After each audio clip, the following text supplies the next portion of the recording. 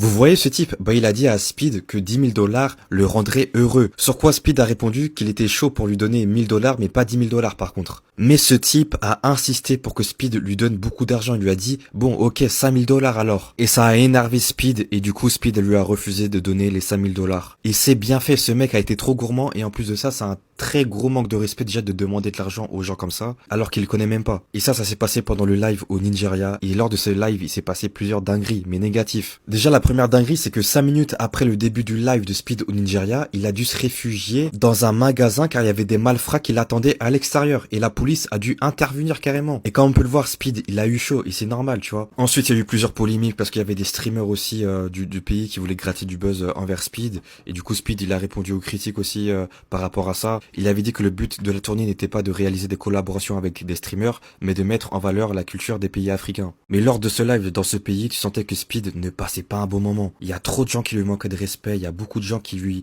demandaient de l'argent, parce que le premier type là que j'ai montré en début de vidéo, c'était pas le seul, hein. Il y avait aussi des gens qui jetaient des bouteilles, des objets sur lui, et même en fait, tu sentais qu'il était pas en sécurité là-bas. Et c'est dommage, hein, parce que ça donnait une mauvaise image du pays à travers le live. En plus, le Nigeria, c'est un pays connu de l'Afrique quand même. Enfin bref, dites-moi dans les commentaires ce que vous en pensez de tout ça, de ces polémiques, parce que ça m'intéresse.